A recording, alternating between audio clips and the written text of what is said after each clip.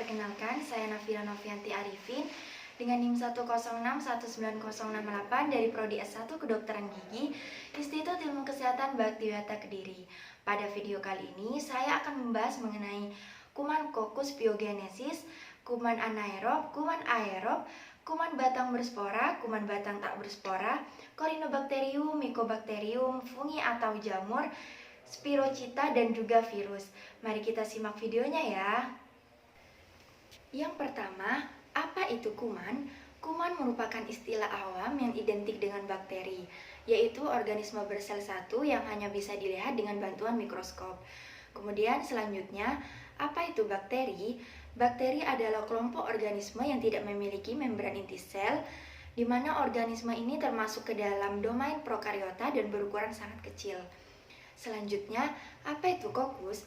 Kokus adalah bakteri yang berbentuk bulat. Bakteri kokus ini ada yang tersusun sendiri yang dinamakan dengan monokokus, dan ada juga yang berbentuk seperti rantai yang disebut dengan streptokokus.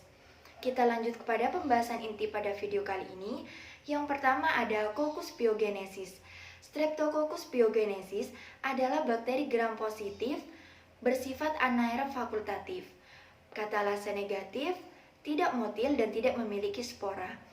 Streptococcus pyogenesis berbentuk kokus berdiameter 0,6 sampai dengan 1 mikrometer dan tersusun berpasangan atau berderet seperti rantai dengan panjang yang bervariasi. Kemudian, metabolisme dari Streptococcus pyogenesis ini bersifat fermentatif dan membentukkan media yang mengandung banyak darah untuk pertumbuhannya. Streptococcus pyogenesis tumbuh baik pada pH 7,4 sampai dengan 7,6. Selanjutnya ada bakteri anaerob.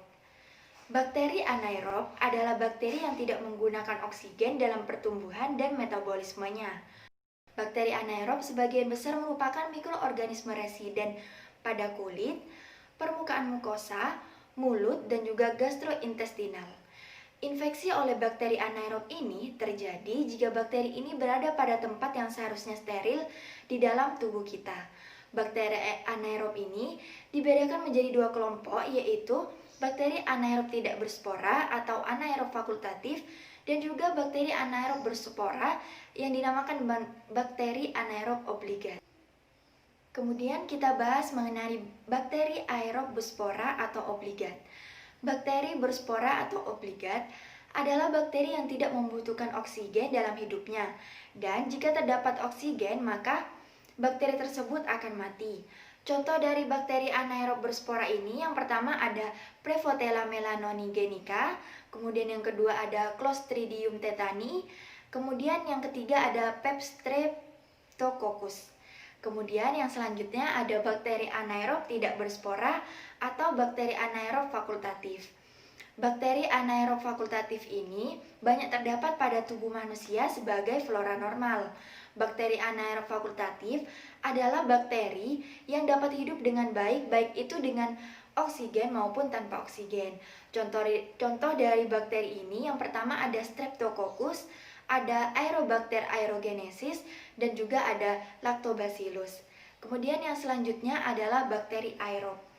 Bakteri aerob merupakan bakteri yang membutuhkan oksigen atau zat asam untuk proses pertumbuhan, kelangsungan hidup, dan proses reproduksinya. Pada bakteri aerob ini, jika tidak ada oksigen, bakteri ini akan mati. Selanjutnya yang kita bahas adalah Corynebacterium. Corynebacterium adalah genus bakteri gram yang positif dan aerob. Mereka berbentuk batang yang lurus atau sedikit melengkung, positif katalase, non-spora, dan non-motil. Spesies Corynebacterium umumnya terdapat di alam, di tanah, di air, di tanaman, dan pada perakanan.